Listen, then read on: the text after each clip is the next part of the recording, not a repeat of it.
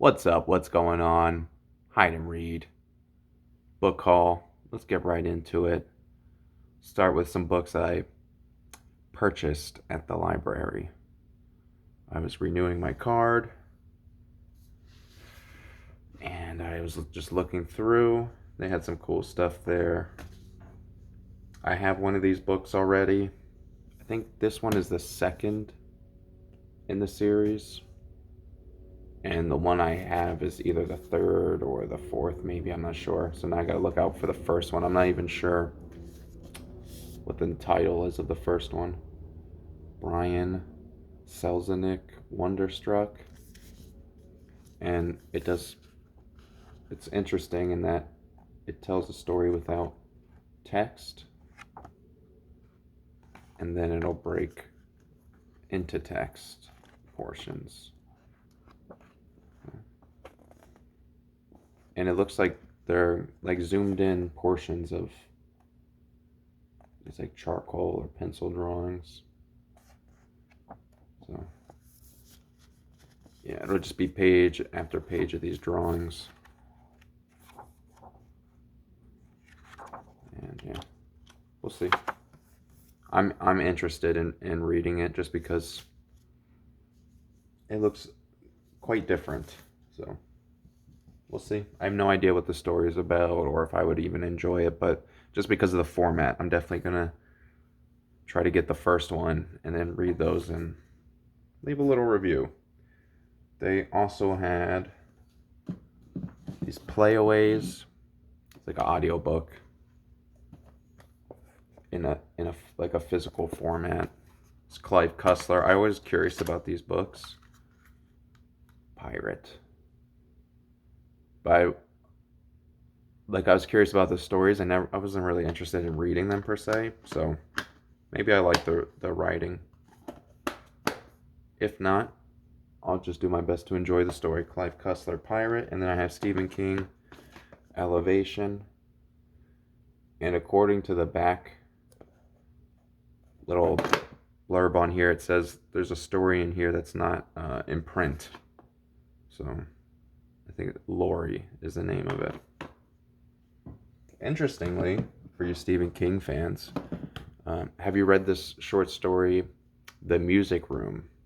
Because I saw Stephen King saying that he forgot to add it into his most recent short story collection, which I thought was funny. Like, how do you forget a story that you wrote? But anyway, I only know about it because it's included in this anthology, In Sunlight or in Shadow. Another little playway I picked up. But yeah, gonna listen to those playaways and yeah, leave a little review once I have a couple of them under my belt. I just walk around a little bit and listen to them. I'm like coming off a lot of physical injuries from the past year. I've been doing a lot of recovery, so it'd be good for me to start putting some real miles in walking. So kind of just been laying around since December. Maybe we'll talk about that another time. I don't know how I haven't mentioned it, to be honest. It's a fun story. Crossing the Switchblade. We're leaving. Oh, actually, there's one more that I bought from the library, which brings up another topic. I see these fellowship reads are catching on, which is completely different than friendship read or buddy. I think they do buddy read. Fellowship read is not that at all. It's nothing like it. Um, the main and only difference is that it's called fellowship read, and then you just do whatever you want. I just don't like the word buddy.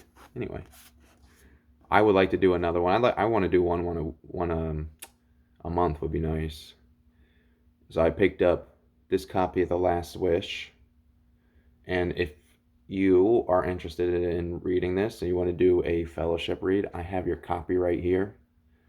If you have a copy of The Last Wish, you want to do a fellowship read, you don't need mine, send me an email.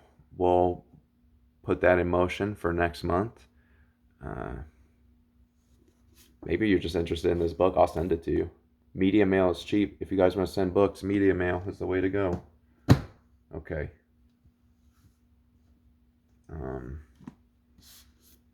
I didn't explain anything about The Witcher. He's pretty cool. He's like a hired assassin kind of, but he's like he kills monsters, but he's not viewed as a human being. He's like kind of viewed as one of these monsters that he's paid by humans to kill. So it's kind of like anti-hero kind of deal. But he's cool. Geralt, The Witcher, The Last Wish. Check it out. Okay. Let's see. Those are the library. Oh, there's one more that I got at the library. Excuse me. Monuments to Absence. Cherokee removal in the contest over Southern memory, which is going to be interesting because it's going to be about Native Americans being pushed west. And why that's interesting to me is because we generally think of like Western expansion as like entrepreneurial, by the bootstraps kind of thinking, and that's how the West was settled. But really, those railroad guys didn't get out there until like the it was over already. The real reason why the West was getting settled is because there was some outlaw fringe characters living outside of the cities on the East Coast, mostly like in the Appalachians, and Scotch Irish, Quakers, Native Americans, and just a lot of the new immigrants that were coming in were settling in this area. And these East Coast people needed more space. And as they started expanding, their kind of lifestyle came at odds with these groups that I mentioned before. Not that these groups were like living in like communion, but they lived harmoniously. Like they didn't really bother each other too much. Um, but their kind of lifestyle really couldn't intermingle with this East Coast Yankee kind of thing. It's not really fair to call it Yankee, but yeah, it's a definite thing. But these group of people that we kind of identify with, their society and laws, that's what pushed a lot of these types of people out west. Not just money, not just land, not just American ingenuity, but really just people were trying to escape other people, basically. And you have a lot of history about that, but this is about Native Americans being pushed out west, away from their homeland, which is the East Coast. So, and yeah, that's part of history that I'm pretty ignorant about, to be honest. I don't know much. I live in a town. The town is called Rahway, and it's named after there's a tribe of Indians here, and I think the chief was named Rawak, and they named it the area after him. I'm sure it's historical by then, but lots of little stuff. And I'm just a couple minutes outside New York City, and I've never met any Native American people. Maybe just like 5 or 10%. Like some people will be like, oh, by the way, my grandma was like a quarter Native American, maybe. So, and that's just a couple 100 years. Kind of crazy how fast things can move. Speaking of which, or how fast things don't move, I apologize for these long rambling videos, but because the format is changing to a bit of a longer length. Let's check out stuff that I picked up from little free libraries, and then we'll go in the ones that I just bought straight up. Sword of Kaigen. Never heard of it. Doesn't look very well known. The publishing quality isn't great, but it looks. I'm reading The Blade itself right now, which is pretty cool. But it's reminding me of this samurai epic that I really like. And I wish that there was more elements like that in here. There are some, but it's not, it to me it's not blatant enough. And then I saw this, I was like, well, that's kind of what I'm asking for. And this has more, looks like more of like fantastic elements to it, which I'm not that into, to be honest. But I was kind of disappointed in Blade itself that it's not that much fantasy going on. Not That's not the problem that I have with the book. It's just I was surprised. Uh, and then I picked these two up. This is kind of different for me. A little maybe like more feminine. The Cloisters, which is about a woman that works in the Metropolitan Museum of Art. The cat is begging to be put on camera. I show her on camera and she goes away. Yeah, there she is. Yeah, okay. Pick a book.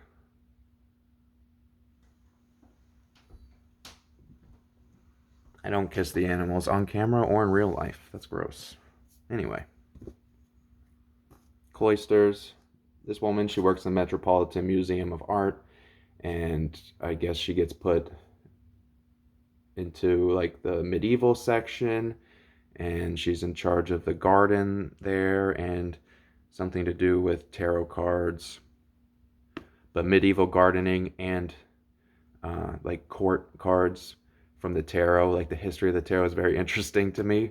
Hopefully I could do a video about that without scaring everybody away one day, but let's see.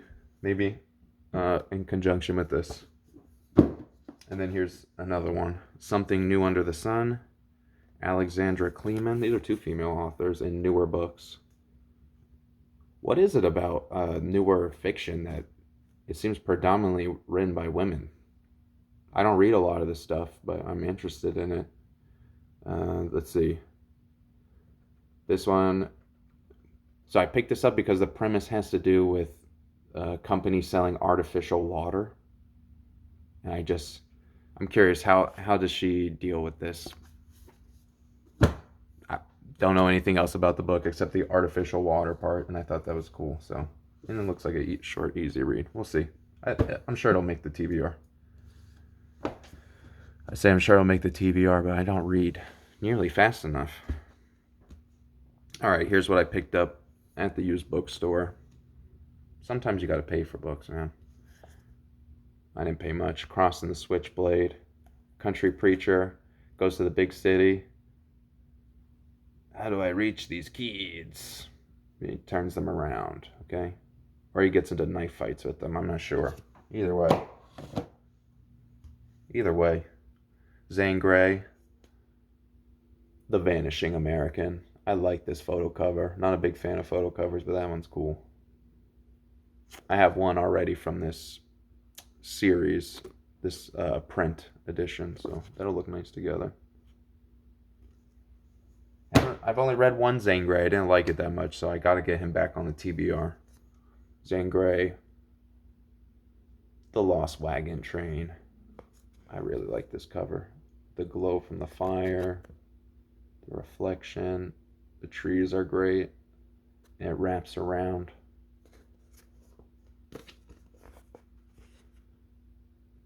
It's so cool.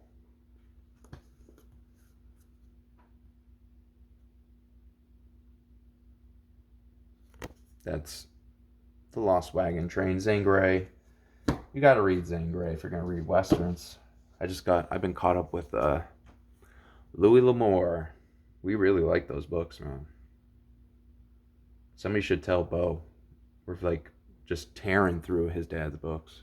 Kit Peak. Al Sarantonio. No idea, but it has nice big type. And yeah, we could use that. I really like everything going on with this book. Charles G. West. Duel at Loa Hawk. It's got guns. There's a duel, okay? Something to do with a hawk. Hawks are cool, especially when they fly low. The main character's name is Boot Stoner. As much as I like Louis L'Amour, he picked some of the worst names for his characters. Boots Stoner, I feel like, is such a good name for one of these Western characters. It's too good. It's suspicious. All right. Ceremony, Leslie Marmon Silko.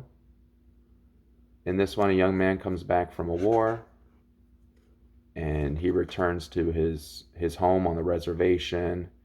And yeah, I guess we could assume it was Vietnam.